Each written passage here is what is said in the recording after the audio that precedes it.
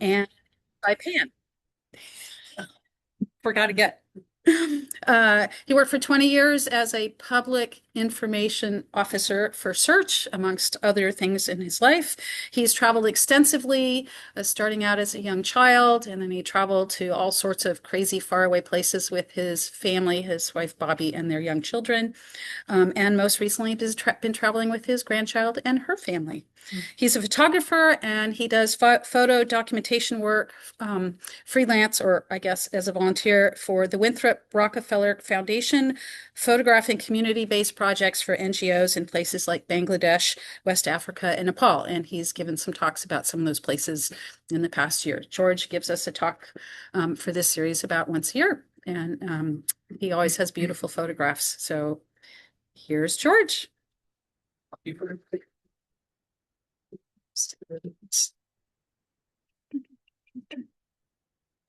There. I'll say. Okay. Thank you. Thank you. I'm just going to move this forward. Thank you for coming. We maxed out. Oh, yeah. Okay. That's good. Good enough. I'm going to slide the table. Okay. All right. So if you haven't reached your 80th birthday yet, it's time to start making plans uh, with your family, with your probably your kids and not your parents. But anyway, it was a total surprise to me. But for my birthday, I really wanted an electric can opener because my wrists were starting to go, and I wound up for my daughter and her husband. They gave me a trip to anywhere in the world I wanted to go. Uh, and also, I needed some lead time because I started with a long list and went to a short list. Even though I've been to a lot of places, there were definitely places that I wanted to go. So I had, I had Antarctica and I mean, if they're going to buy me a ticket to anywhere in the world, Antarctica, Greenland, and let's see, I hadn't been to Portugal or Crete or Myanmar. Anyway, I had a list. But you got to start, it takes a while, and I had to whittle it down, our president kind of destroyed the idea of going to Greenland, and Myanmar was still a kind of an oppressive place. And when we go to Antarctica, it just seemed like I didn't want to spend that much time on a boat. And anyway, Namibia was one of the places I'd always wanted to go in Africa, and so that became the place. And also the grandkids who were 6 and 10 at the time, that was their first choice because they wanted to see the wild animals. I had made a book with my granddaughter, it's a self-published book. We made a few of these, and one of them we made was on African animals. So she was really jazzed about going to see them. And I thought I'd start things off by not showing you all the different pictures and things in the book. But one of the things we had really fun with, there's some really good jokes about African animals. Uh, anyway, like um, what happens when you cross a cheetah with a burger? You get fast food. Yep.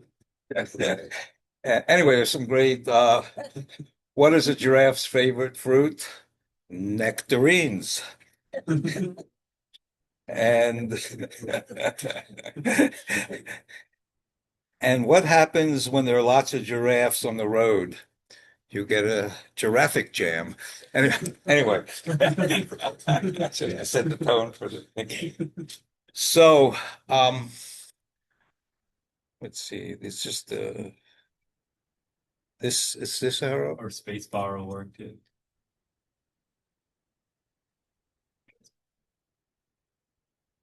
Oh no. Huh. Quick on. Oh, There it okay. goes. Okay. Okay. So Namibia, what appealed to me about Namibia is it's just a country with such diverse landscape. Um, there are big canyons in the south. Most of the central part of the country is desert, vast desert, the Namib Desert, which is one of the oldest and biggest deserts in the world, probably the oldest desert in the world. It's like 80 million years old, they say. On the Kalahari Desert spills over from Botswana into southern Namibia, and then in the further north, you get into the Red Rock country, beautiful, like Southwest U.S. kind of rock formations, and then in the very north is the savannas and grasslands and the national parks with teeming with wildlife. So that was the trip I wanted to make, and we extended the trip a little bit into Botswana and then wound up in Victoria Falls to the east. And then left out of Victoria Falls because Victoria Falls was kind of an add-on. Does it include Victoria Falls?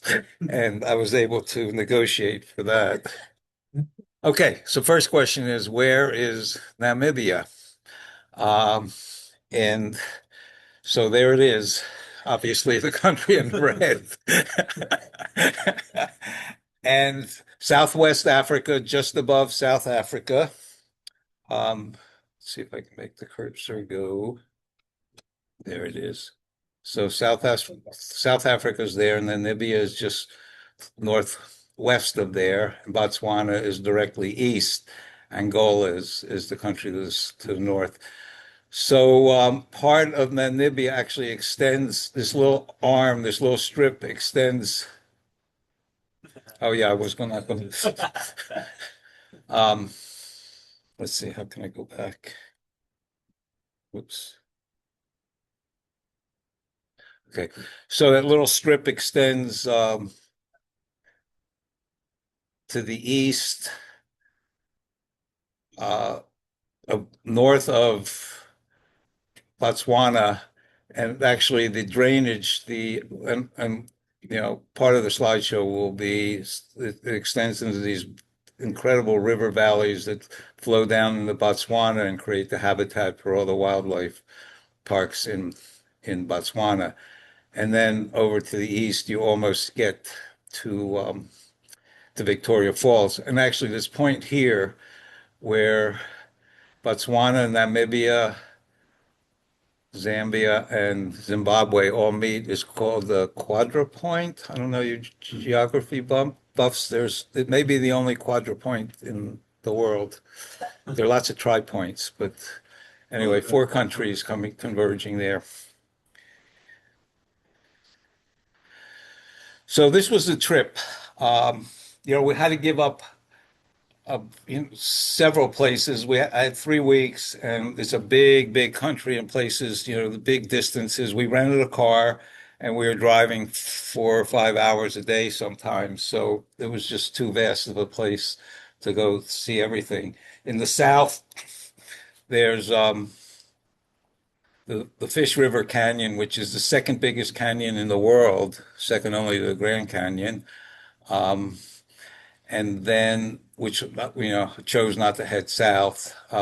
We flew into Windhoek, which is the capital, and then right away, got our car and four-wheel drive car.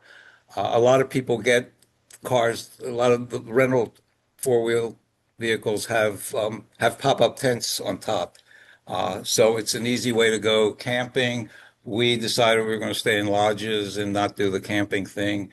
So, um, so we got in our car and we drove down to the first destination was the Namib Desert and the great sand dunes down there, um, an area called Sosuvle.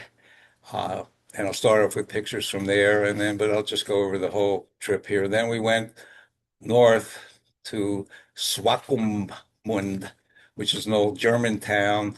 But south of there, in Wallace Bay, is a trip you can make in a four-wheel drive vehicle along the beach there and drive into the area where the sand dunes come right down into the ocean, a pretty spectacular place. Another place I had to forego is just up here is a place called Cape Cross, which has a huge fur seal colony, probably the biggest fur seal colony in the world. And then north of there is the Skeleton Coast, which is this huge beach area, and it's called Skeleton Coast because it's a shipping hazard, and it's you know, over a couple hundred years, dozens of boats have been shipwrecked on the shore there. This was just too far to go. So anyway, From the desert, we went inland to the Red Rock country, which is called the Maraland, which is this area in here. And then we headed up to Etosha Park, which is the huge wildlife park in the north. And from there, we went over toward the um, Zambezi Strip, which is that little strip that goes across the northern part of Botswana here. And then we dipped down into the Okavango River Valley here with some beautiful parks and whoops. And then continued along the strip in the north there. This is just the strip. Most of this is Botswana, but this is Namibia along here. And then we dipped down into Chobe National Park, which is one of the big national parks in Botswana.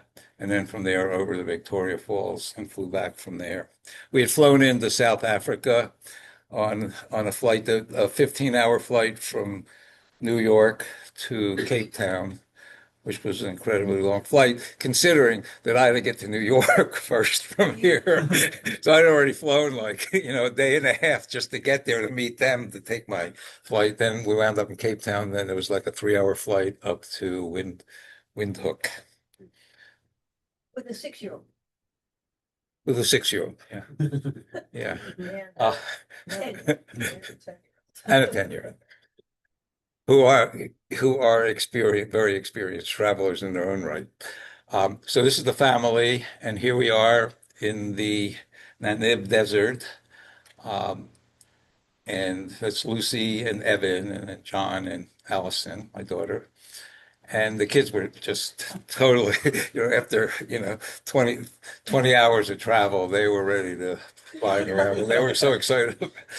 So the first night we got to the lodge where we were staying, and people were loading onto a Jeep, and they said, "Oh, we're going up to see the sunset. There's a big ridge behind." So we said, "Oh, is there room?" And we just hopped on, and it was a beautiful evening. Actually, every evening was a beautiful evening. And we went up on the ridge there to look at the sunset. And this area is half the national park is mountains, and then it kind of merges into desert country. So we were just kind of in that fringe between where we were that evening, between the desert and the mountains.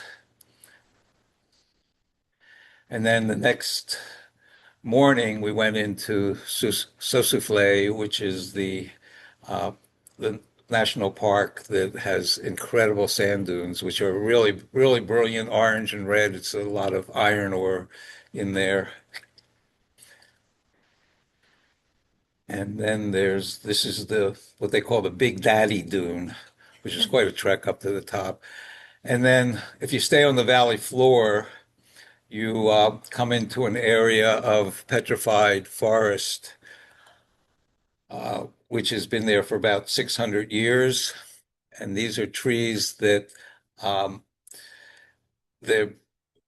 when the climate changed about 500 or 600 years ago, they lost their water supply. So they totally died. But because it's so dry and arid there, these trees just kind of petrified, standing in place.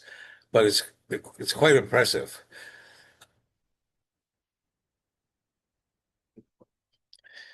And this is the Big Daddy Dune, quite a trek to the top, especially when it's like well, it wasn't that cold. It was a dead of winter there because it's south of the equator, but it can get pretty hot even in the middle of winter.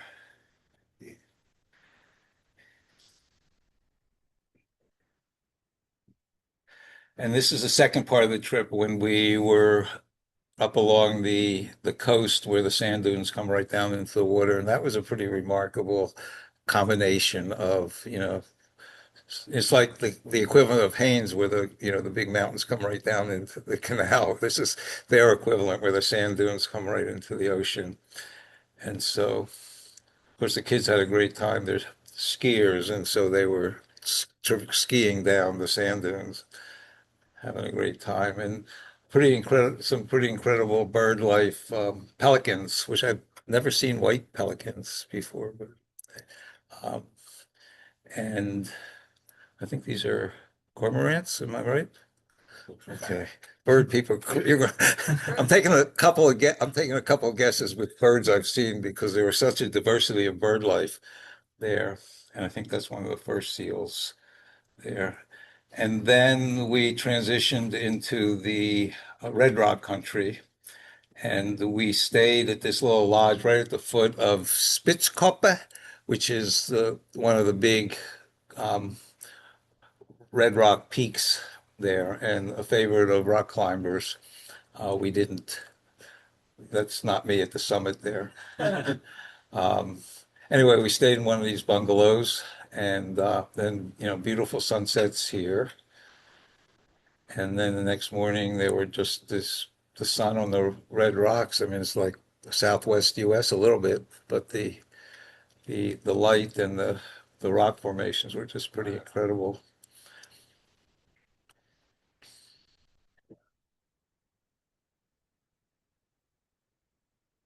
That's solid rock, right? That's not sand.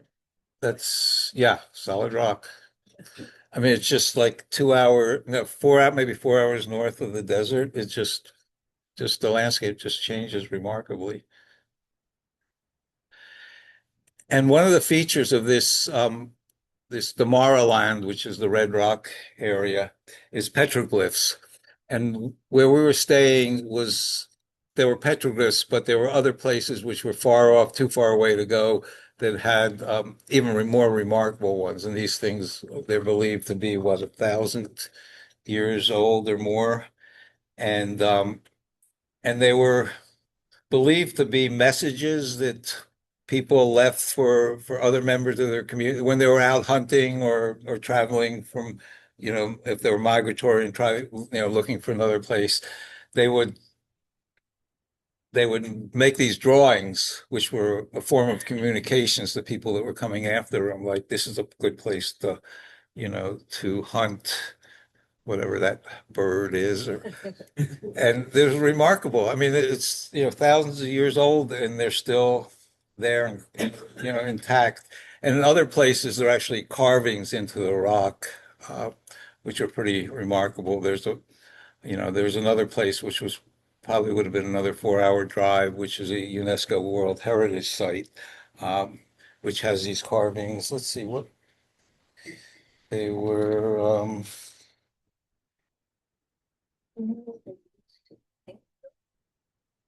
Well, yeah, it was, just natural substances that they would create dyes from plants. And we went out early in the morning with somebody from our hotel, and he described the whole thing, but I didn't take notes. But there are certain plants that produce certain colors. Um, Oh, they believe the petroglyphs are 1,000 as much as 5,000 or more years old. So they've been around forever, and somehow these colors, the dyes just don't fade. It's pretty dry. I think the dry weather and the fact that they're mostly not in caves, but with under overhangs. Is that an expression? Um, but anyway, pretty remarkable. And then we transitioned to north to Atosha, which is the wildlife park there. And first we encountered zebras, and we went crazy after seeing our first zebras. And then, like, by day three, it's like, more zebras. Anyway, and some things I didn't know about zebras is that each one, it's like a fingerprint. Their stripes are fingerprints, and each one is different. I guess like whales, and they're different tail characteristics. Uh, and then the question that I kept asking my grandkids, are these white stripes on black animals or black stripes on white animals? And it would seem like it's black stripes on white animals, but actually it's neither. It's like it's all hair, and if you cut off all the hair, they're actually black. So yeah, the hide is black if you shave off all the hair. Factoid, something everybody needs to know about zebras.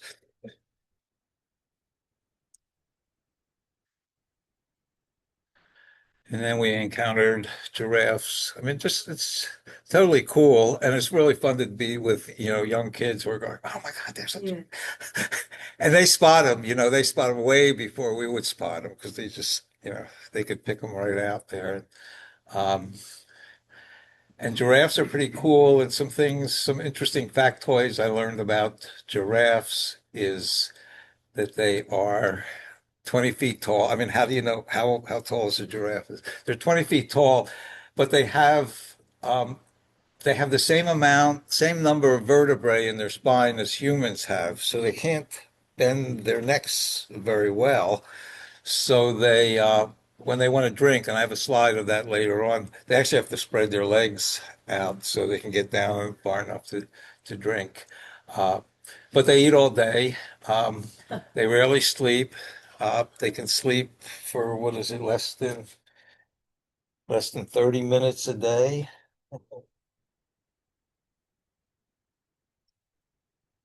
And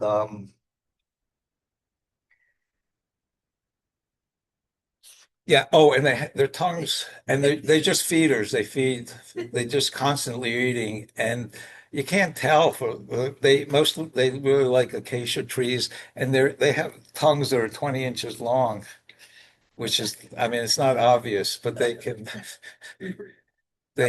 have to bend their neck because their tongues can kind of get at everything. So it's pretty cool. And oh yeah, so we're in the car. You can't get out of your car. So it's really, yeah, it's a lot, in a lot of ways, it's pretty tough and everybody's fighting for, be on the side of the car where the animals are. And I'd given my granddaughter a camera for her birthday before we went. And so she got really into taking pictures. So we were kind of fighting for the photographer's seat. Got ruthless. And actually, a couple of these pictures in here are pictures she took. She was getting pretty good. I gave my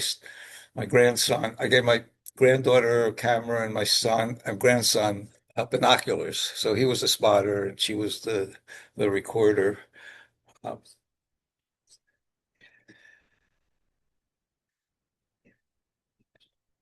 and these are springbok, and this is kind of the most common animal. There's just thousands of them everywhere. They're kind of antelope. They're really small. They're really fast, and they got their name Springbok because they actually spring up. When they're get when they're trying to escape a predator, they spring on their hind feet. So they're Springboks. I think bok is South African word for antelope. Anyway, so they're springing antelopes. And then, this the whole challenge as far as is not to see as many springboks or zebras or giraffes as you can, but just see a couple of lions. So the first day out, like in the first hour, we come across lions in the middle of the day. They're nocturnal, and usually during the day they're sleeping, under trees, and they're really hard to spot. But this time they were just. Ted? Radio collar. Oh, it might have a radio collar. You're right. One of them did have a radio collar on it. Yeah.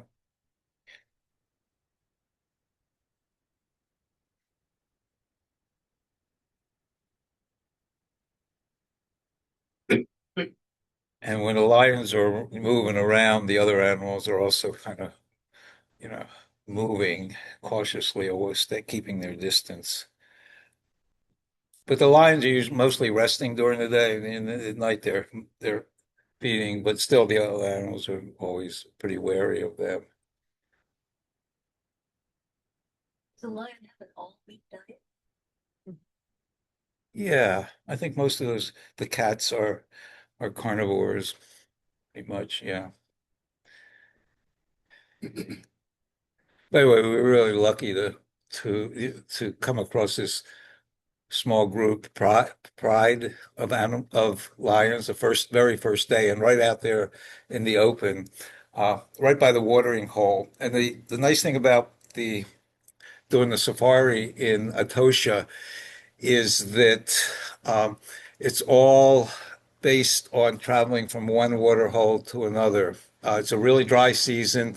It's an old salt pan, but doesn't have a whole lot of natural, flowing water there. But in the rainy season, the salt pan fills up with water, and the animals are all dispersed all, over this huge acreage. But as that dries out in the dry season, then there's only a few, there's only a dozen or more, maybe more than that, maybe 20 or 30 uh, smaller watering holes. So it makes it pretty easy because you can just drive from water hole to water hole, and that's the best chance of seeing wildlife. Although you see wildlife everywhere, but the watering holes are really the place to go. And then it requires a lot of patience because we drove up to our first watering hole. Okay, where are the animals? Well, no, you've got to wait because they kind of come in, and, take their time. And so you just kind of, you take your place and you just wait for the action to happen. Sometimes you're sitting and waiting for, half hour, but then one by one, the animals start coming in when they're ready. How many other I mean, in any given watering hole, sometimes we were the only one there. Sometimes there was a couple others. Sometimes there were more, five or six. Actually, the best thing to do is get to a watering hole and there's like a lot of cars there because you know that, oh my, something's there. And also, if you're driving down the road and you see a bunch of, several other cars stopped, you know that there's something to see. So, okay, how did we start? These are a couple of videos that I didn't take. This is I think my granddaughter took these. How do I start them? But Just spacebar? spacebar, yeah. There we go. And rhinoceros, that's the other one of the big five. I don't know, there's five animals that you have to check off on your checklist. Just crossing the road.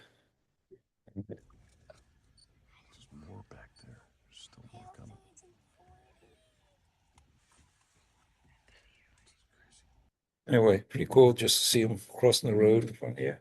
So you're not allowed to drive at night. You could see why.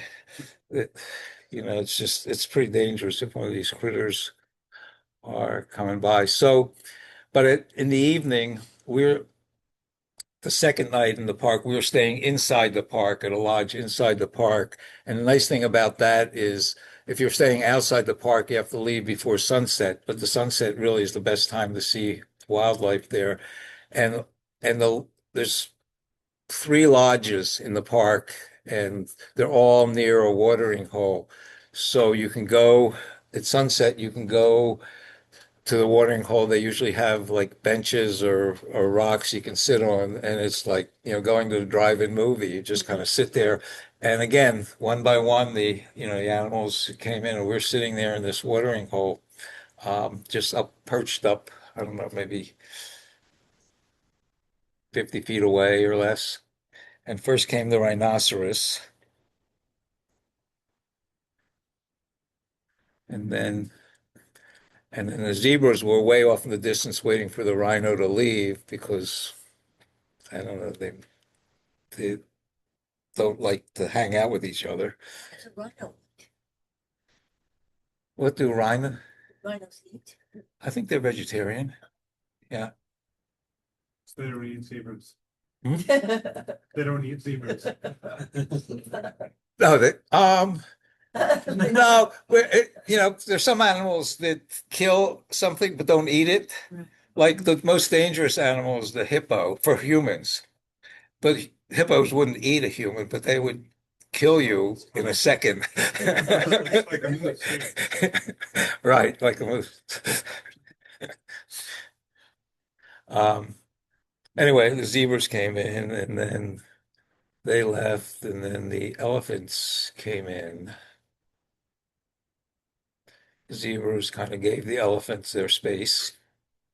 So the social dynamics between the different animals is really interesting to watch.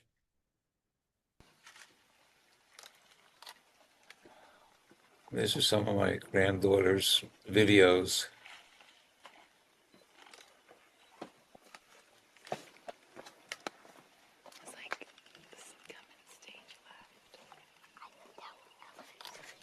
funny. You can hear them whispering on all the videos. The kids are whispering. What do you think? Shh, be quiet. It's almost like they're sending one at a time.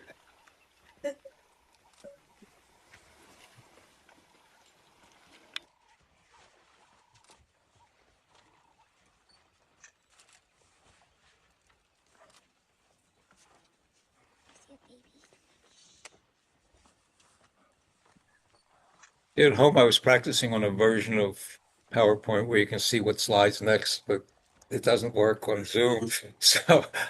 So I have no idea. I'm going to get caught off guard. And, oh, this is what's next. Oh, so this is what's next. So the evening, we were going out to dinner, and actually, I got the present for my 80th birthday, but by the time we went, my daughter's a teacher, so we couldn't go till the next summer, which was this past summer. So it was already my 81st birthday. But we happened to be there right on my birthday.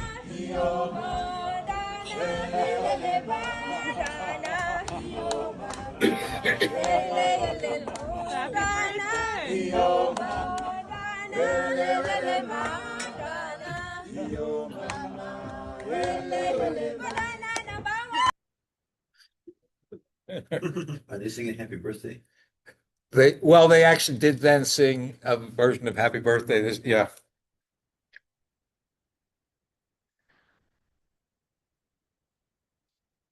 So then more elephants and giraffes. And see how they got their legs spread so they can get down to. And a warthog.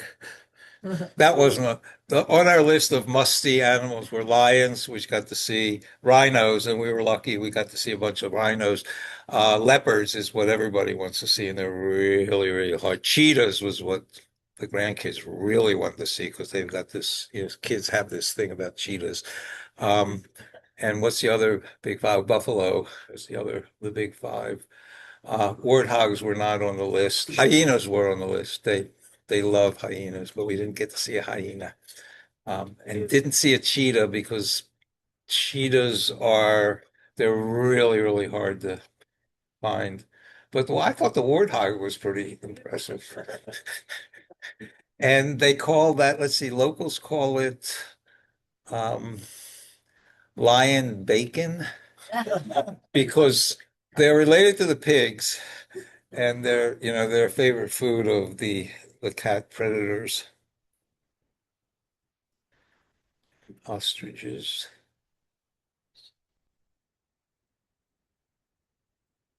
More springbok. More rhinos.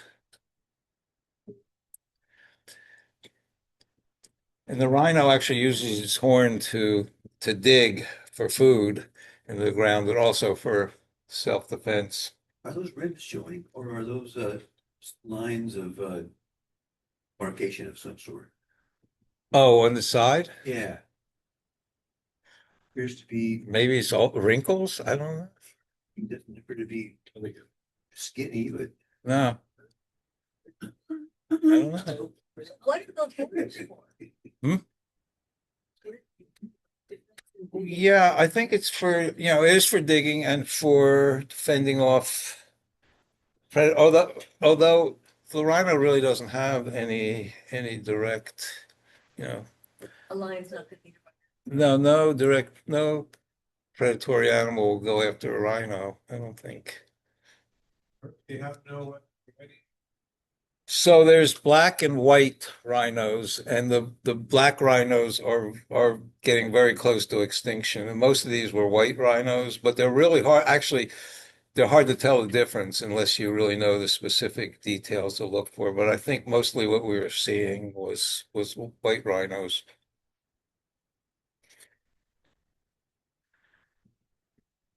And then the wildebeest, which in other parts of Africa are very prevalent. There were a lot of wildebeest, but not like the hordes in Kenya and Serengeti, um, but a lot. And they were, let's see, they got their name from South Africa where South African for wild ox. So these are the wild oxen. And they're pretty passive. They're an herbivore and they get along really well with they're symbiotic with a lot of the other grazing animals like the springboks and the zebras because let's see, the zebras eat the top of the grass and then they get under the stubble. They like to eat the stubble underneath. So the first animal picks off the top and the other ones get their favorite thing, which is it's like beet greens and beets or whatever. But it works out. That's very, nature just kind of takes care of things like that. So you see them a lot with zebras and springboks.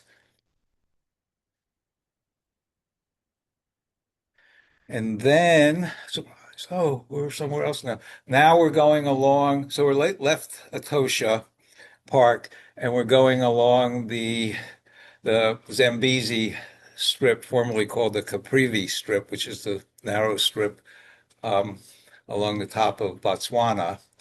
And forever it was called Caprivi, named after the German general who murdered all Namibians for dozens of years. And they figured out, why are we calling this the Caprivi Strip? So anyway, now it's the Zambezi Strip because it kind of runs along um, toward the Zambezi drainage. But the big rivers that flow down into Botswana, like the Kwango and the Okavango, all pass through this strip, originate in the mountains in Angola. And so now we're in kind of a more of a lush, forested area with lots of flowing water, different kinds of vegetation, different kind of animals. Mostly we were here to see hippos and crocodiles and other, kind of water animals. And uh, so we'd be staying near the river, and most of the lodges had boats that they would take you out for cruises in the evening. And so we went on a couple of those trips to see hippos. And I wanted to get a picture of, the classic picture of the hippo with the mouth wide open. And then the captain of the boat said, "No, you don't want that because when they open their mouth like that, that means they want to get it. They want you inside, that you're disturbing them." So anyway, and then there were lots of crocodiles and various monkeys. Um, these are Are you still taking these pictures from inside? no, well, I'm on a boat. Now we're on a boat on boats in the evening, floating down the rivers. So. And then lots of bird life along the rivers. And let's see, I know what these birds are. I think the one on the right is a bee eater, correct? For you birders? Sue is nodding her head, yes. And the one on the left is a lilac-breasted roller. This one was incredible. The colors are just amazing. Oh, is that one too? Oh, these are my granddaughter's pictures. Yeah, no. And she wanted to learn how to process them in Photoshop and Lightroom, whatever. So we worked on, kind of cropping them and So genetic then, huh?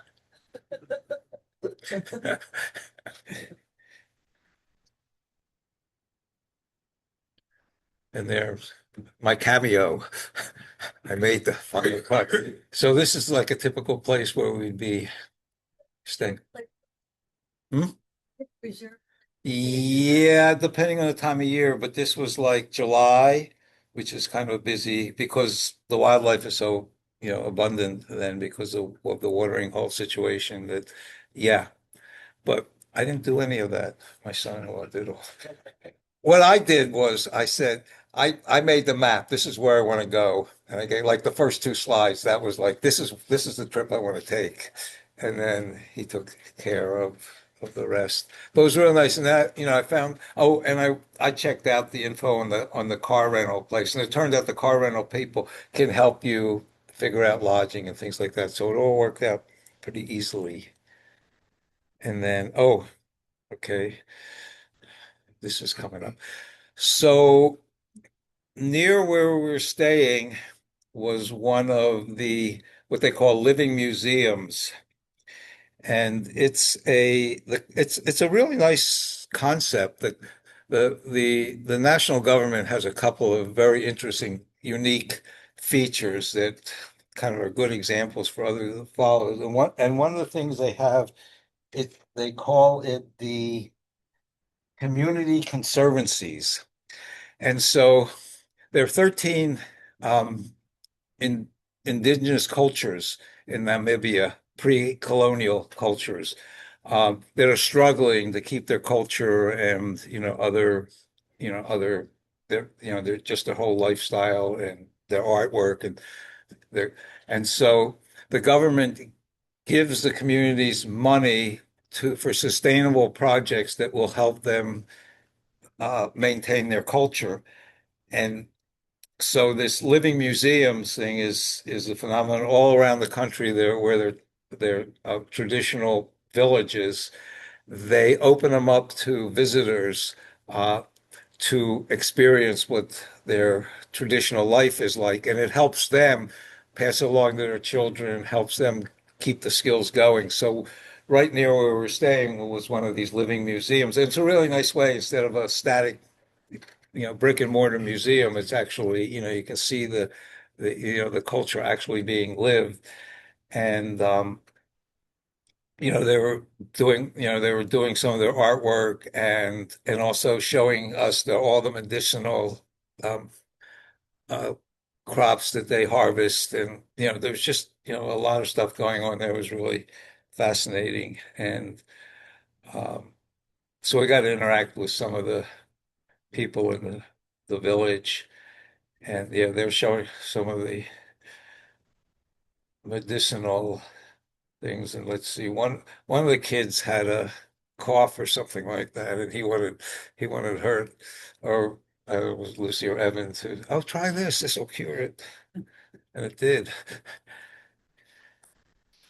And then they were, rounding up the fish, and then they did a little dance performance.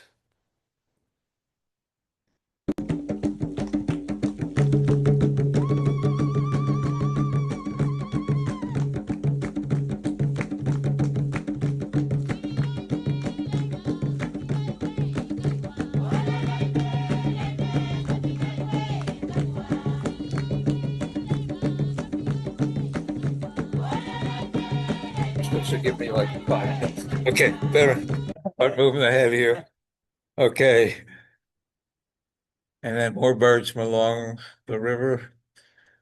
That's either a heron, or could that be a heron or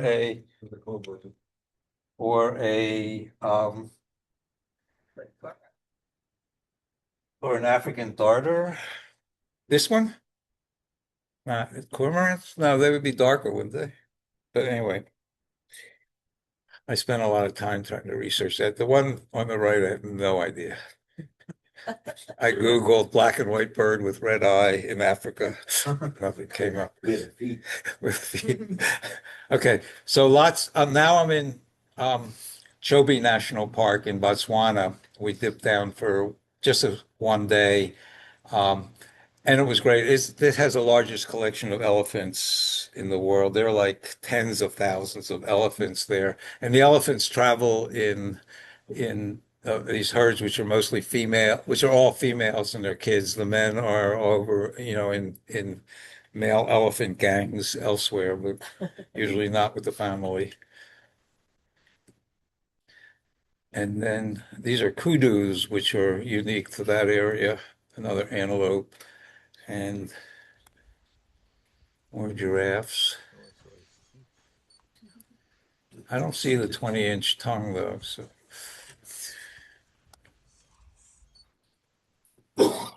Oops, let me go back. Oops. How do I get onto this? Huh? I want to get the other video. I don't know why. I can't, but Okay. This was really interesting. Was this second one? This one that's come.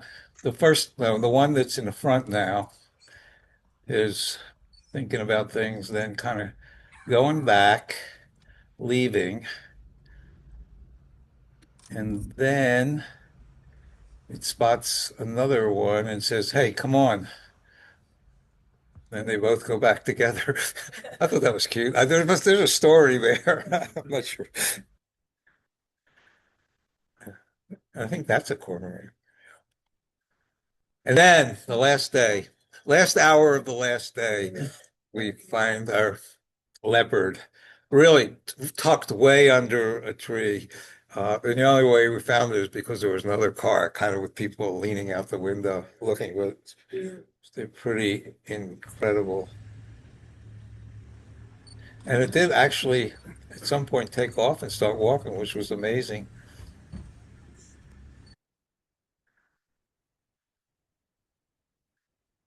But totally beautiful, beautiful animals. It was the last hour. The park closes at 5. It was like literally 4:30. We were at least a half hour away from the entrance. And we were with we didn't have we had turned in our vehicle because we were about to take off for Niagara Falls. We were leaving our rented vehicle there. So we signed up for a tour. It was just our family with one of the Chobe Angels. And the women have taken over as guides in Chobe, which is really neat. And so all the tour guides are women. And so this woman was a great tour guide. She found the leopard and she was just really calm and everything. We were taking pictures and all. And then she said, "Are you finished?" And we said, "Yeah, yeah, yeah." And she said, "Okay, of course we got to go." The park's closing, and we zipped for the entrance. But on the way, we found that if she doesn't get there to the entrance before the gate closes, that she can lose her license. I mean, yeah, they lose their license. So it was for a certain amount of time, but she was really worried, but she was really polite. And there was I think these are storks. And then we went to Victoria Falls, so real quickly. And Victoria Falls is a beautiful sunny day, but it rains there all the time from the waterfall, which it drops so far down that on the way down it just it's tumbling. It creates its own rainforest. So we're in the middle. It's pouring rain there, just from the waterfall, which is obviously it's the biggest waterfall in the world, twice the size of Niagara Falls, and it's like 1,700 meters wide and 100 meters deep or something like that. Huge. Oh, and let's see, the amount of water that goes over Victoria Falls in a minute is 5 million cubic feet of water a minute. But huge, huge, huge amount of water. And it makes its own rainbows and on its own water. Just pretty phenomenal.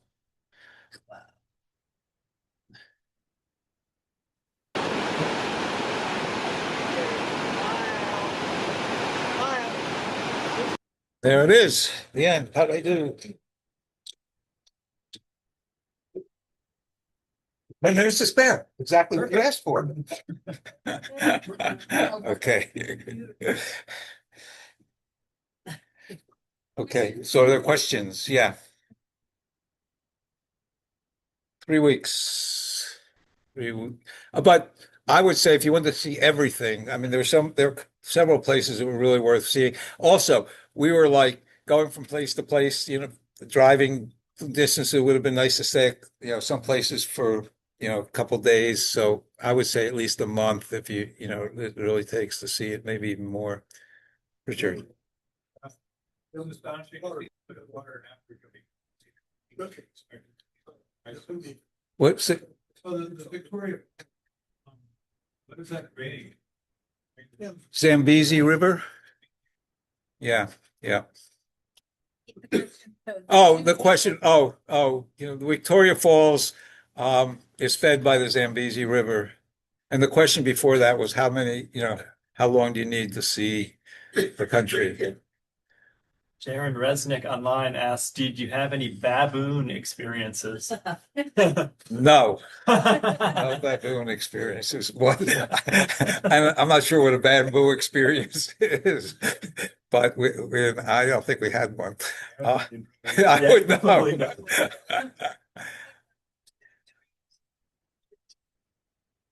Yeah, there are monkeys. There are other places where there's more of a monkey. We did see a couple of isolated monkeys, but mostly we were not in jungle kind of thing. Yeah. They call the lion the king of the jungle, but lions really don't live in jungles. Monkeys do, but lions, even though they're the king of the jungle, they live in grasslands and savannas. Yeah. Yeah, yeah, yeah, yeah, yeah. Did you have any animal vehicle interactions that were Interactions. close but personal?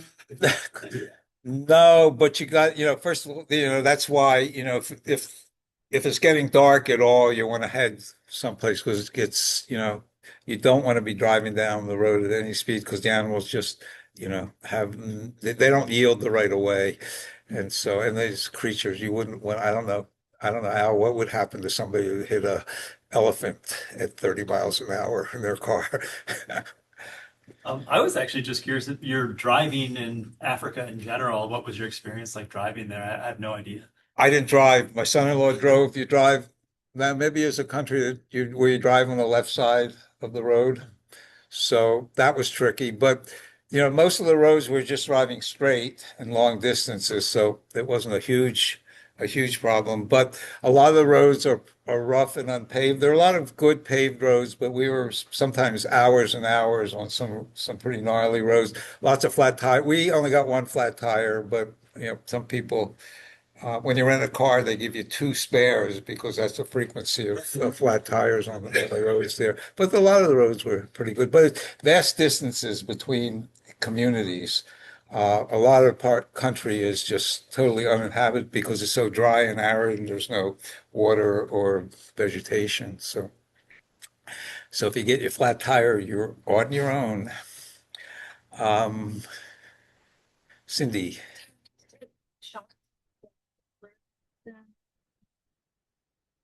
I didn't. The malaria thing, I I did it once and I never want to do it again.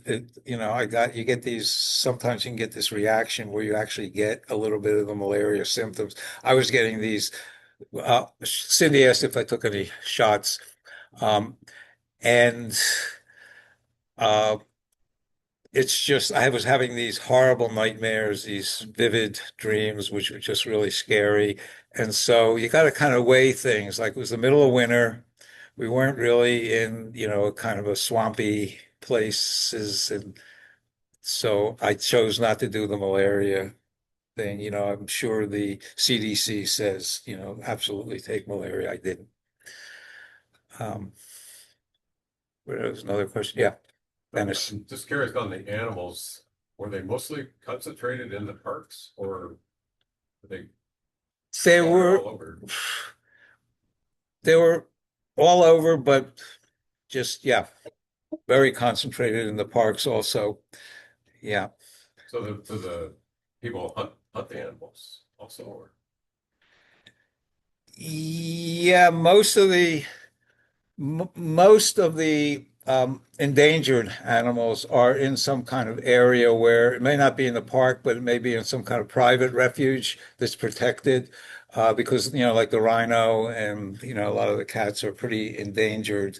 So they're pretty well protected and there's much less hunting than there was before. But most of the animals that you see just kind of outside of any protected areas are more likely to be zebras and giraffes and springboks everywhere. Yeah. They're like deer in Port Townsend.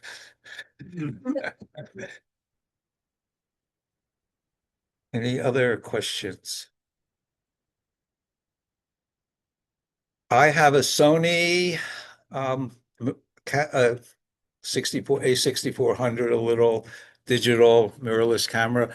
And I used to have a lot of bigger, heavier bodies and lenses. But I've stopped doing wildlife photography quite a while ago. So I got rid of all this stuff and I was actually stuck without a really long lens. And in the past, what I would have done was to buy one from Amazon, use it for 30 days and send it back. But I've done that too many times. I was starting to feel, but I mean, you have to feel bad for Jeff Bezos. Um, Poor Jack. but anyway, somebody just happened to mention, oh, why don't you rent a lens? And I was able, like for $100, there are lots of these online rental places, and I rented the lens that I needed, a long, 400 or 500 millimeter lens for, $100 for the whole trip. Yeah, so it's a good deal. Okay. Anybody else? Thanks, Anything George. online? So We're done? Okay, thank you. Thank you, thank you. Thank you. Oh, that's, And